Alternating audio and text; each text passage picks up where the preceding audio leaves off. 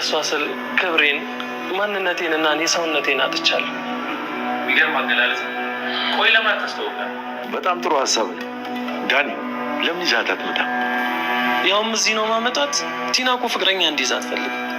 እንደ ህፃን ነው የምታየኝ። እንወስዳታለን። አባዬ ጤነኛ ነገር አምን እስኪ እናያለን።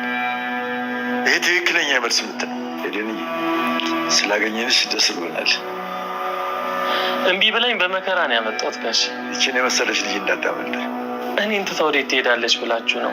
ጋብቻ እኮ አስበናል። ያው አንዳንድ ነገር አልሟላላችሁ ስላለ ነው። ሰምተዋል አይደል? ሰውየውን ለትዳር ሀብት አያስፈልግም ምናምን እያለ ሲያወራ በእነሱ ጊዜ ባይሰራም እኮ ስለሚኖሩ ጥሩ እርግብ ትመስላለች። በህግ አምላክ አባዬ። አንተስ እያያታል ነበር? ኧረ አላየኋት። እሱ ሳይታታል።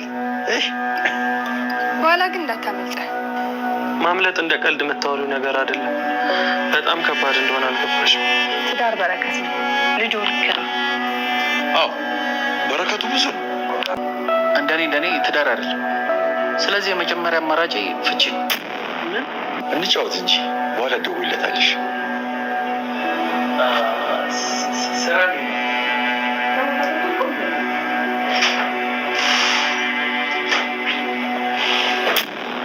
ዳኒ በራሱ እጅ እንግዲህ በስተመጨረሻም ጓደኛውን አሳልፎ ለቃሊብ ሊሰጥ ነው ማለት ነው።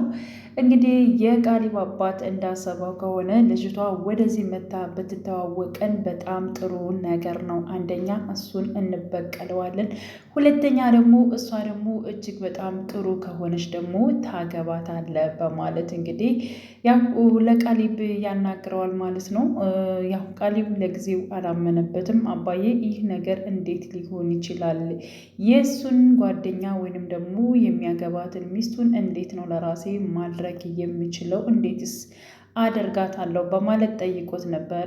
እንዴት ነው የምታስበው? ዳኒ ያንተን ሚስት አይደለ ሲያባልግ የነበረው? ስለዚህ አንደኛ እሷ እጅግ በጣም መልካም ከሆነች ለአንተም እጅግ በጣም ጥሩ ነው የሚሆነው፣ ሲቀጥል ደግሞ ለእሱ መበቀያም ይሆነናል በማለት እንግዲህ አስበዋል ማለት ነው። በነገራችን ላይ የቃሊብ አባት እጅግ በጣም ስማርት ናቸው፣ ጎበዝ ናቸው፣ አስተዋይ ናቸው። ረጋ ብለው ነው ሁሉም ነገሮችን መወሰን የሚፈልጉት ማለት ነው።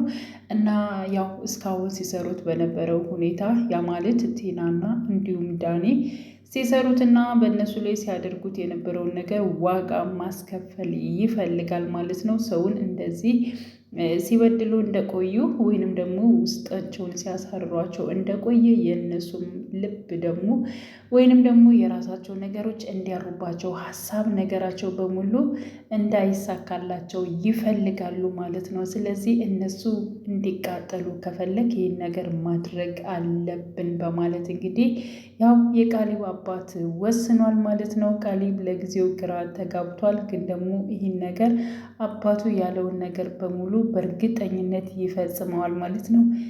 እና ያደረጉት ነገር ቀጥታ ወደዚህ ቤት መታ እንዲያስተዋውቃቸው ነው።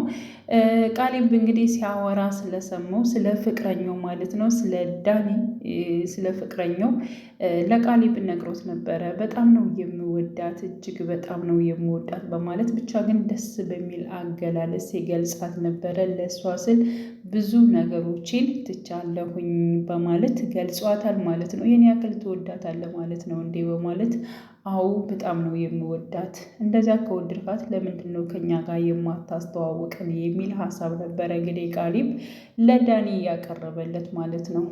ይህም እህቴ ነች እንጂ አሁን ላይ ጓደኛ እንዲይዝ የማትፈልገው ሁልጊዜ ትንሽ ነህ፣ ሕፃን ነሽ ትለኛለች በማለት እንግዲህ ሲናገር ነበረ። ያው ቃሊብን ለማሳመን ያክል ማለት ነው። እንግዲህ እንዳሉት መሰረት ማለት ነው የዳኒ ፍቅረኛ ቀጥታ ወደነ ቃሊብ ቤት መታለች። ቃሊብ አባትም እንዲሁም ደግሞ ቃሊብም ሲያዩት እጅግ በጣም ደስ ብሏቸዋል ማለት ነው። በተለይ የቃሊብ አባት እጅግ በጣም አስተውለው ስለሷም ሲጠይቁ ነበረ እና እጅግ በጣም ደስ የምትል እርግብ ነች። ስለዚህ ምን ይመስላል ልጄ በማለት እንግዲህ ቃሊብን ራሱ እንዳናገረው እንግዲህ አይተናል ማለት ነው።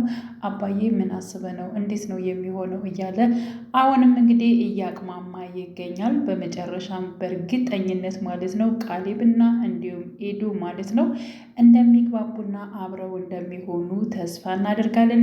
በነገራችን ላይ ኤዱ ይሄ ሁሉ ነገር ድራማ እንደሚሰራ እሷ ምንም የምታውቀው ነገር የለም። ዳኒ ፍቅረኛዋ እንደሆነ ነው። እንዲሁም ደግሞ ያው የእህቶችን ቤተሰቦች ላስተዋውቅሽ ብሎ ነው እንግዲህ ወደዚያ ቤት እየወሰዳት ማለት ነው። እና ከእህቱ ጋር እንደሚኖርና የእህቱን ቤተሰቦች እንዳስተዋወቃት ሌላ ነገር ምንም ውስጥ እንዲሁም ከቲና ጋር ፍቅረኛ እንደሆነ እንደዚ አይነት ስራ እንደሚሰራ ምናምን ነገር የምታውቀው ጉዳይ የለም ማለት ነው። ስለዚህ ኤደንም እንዲሁም ደግሞ ቃሊብ አሊያም ደግሞ ሽማግሌው ማለት ነው በምንም አይነት መልኩ ከእሷ ጋር ምንም አይነት እንትን እስከሌለ ድረስ ሊጎዷት አይችሉም። እሷ ምንም የምታውቀው ጉዳይ የለም ማለት ነው። ያው ግን ጥሩ አፍቃሪ ወይንም ደግሞ ጥሩ ትዳር ፈላጊ ስነስርዓት ያላት ልጅ እንደሆነች በእርግጠኝነት ነው የተረዱት ማለት ነው። ስለዚህ ወደ ቃሊብ ህይወት ብትመጣና አንተ ብታገባት ከእሷ ጋር ደስ የሚል ህይወት ትቀጥላላችሁ እና እጅግ በጣም መልካም ልጅ ነች በማለት እንግዲህ የቃሊብ አባት አብራርቶ ሲነግረው ነበረ። እንዲሁም ደግሞ ከዳኒ ውጪ ትንሽ ጊዜ አግኝቷ ስልክ ቁጥር ተቀብሎ ሽማግሌው ማለት ነው እንዲሁም ደውሎላት ነበረ። ወደ ቤት እንድትመጣ ጋብዟትም ነበር። እንደመጣች እንግዲህ ዳኒ አያውቅም ነበረ ከቃሊብ ጋርና እንዲሁም ደግሞ ከቃሊብ አባት ጋር ቁጭ ብላ እያወራች እያለ ነበር። በመጨረሻም እንግዲህ ዳኒ እየመጣው ማለት ነው። ደጋግሞ ሲደውል ነበረ። እሷ ግን ስልክ አላነሳችለትም። ያው ልታነሳ ስትል ያው የቃሊብ አባት ከኛ ጋር እንጫወትና ስትወጭ ትደውይለታለሽ በማለት እንግዲህ ሲነግራት ነበረ። በመጨረሻም እንግዲህ ራሱ ዳኒ ወደ ቤት ተከስቷል ማለት ነው እና እጅግ በጣም ነበር እየደነገጠው።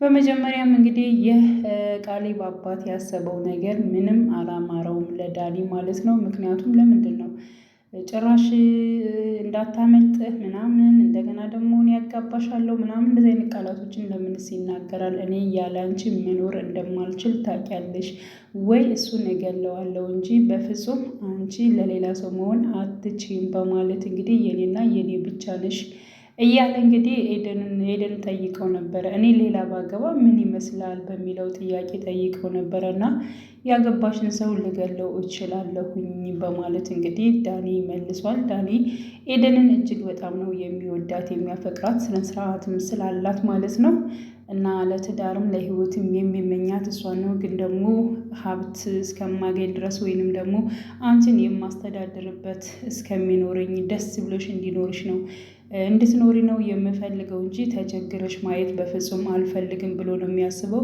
ኤደን ጉል እኔ ችግር የለውም አብረን መለወጥ መስራት እንችላለን፣ የግድ ለትዳር ገንዘብ አያስፈልግም እና ቀን ቀጠሮ ባታበዛ ጥሩ ይመስለኛል እያለች እንግዲህ ደጋግማ ተናግራለች።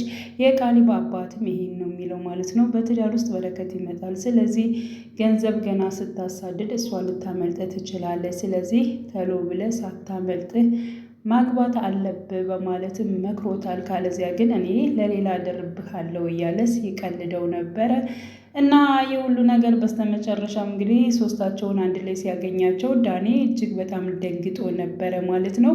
አሁን ላይ እንግዲህ የቃሊብ አባት ለዳኒ የሚሆን በቀል በጣም ጥሩ በቀል ነው ብዬ ነው የማስበው። ምክንያቱም እንግዲህ ዳኒ ያው ከቃሊብ ላይ እንዴት እንደተጫወተበት ሁላችንም የምናውቀው ጉዳይ ነው ማለት ነው። ቲናን ማለት ነው እህቷ ነኝ ወይንም ደግሞ ወንድሙ ነኝ በማለት እንግዲህ ከእሷ ጋር በመሆን በራሱ በቃሊብ አልጋ ላይ በጣም ብዙ አስነዋሪ ነገሮችን እንግዲህ አድርገዋል ማለት ነው። ስለዚህ የቃሊብ ሚስትን ወይንም ቲናን በብዙ ነገሮች እንትን ስላደረገ አሁንም ደግሞ ቃሊብ ማለት ነው ኤደንን ቢወስዳትና ያው በስነ ስርዓት አብረው ቢኖሩ እሱ እጅግ በጣም የሚቃጠልበትና የሚናደድበት ጊዜ ነው ብዬ ነው የማስበው ማለት ነው። ግን ኤደን ቃሊብን ልትወደው ትችላለች ወይንስ አላትወደዋለች የሚለው ነገር እሱ አሳሳቢ ነው። እንግዲህ ዋናው ለሰው ልጅ ደግሞ ፍቅሩ ነው ማለት ነው። ቃሊብ ስላለውና ወይንም ደግሞ ማግባት ስለሚችል ብቻ እሷ ትወደዋለች ማለት ትንሽ ይከብዳል።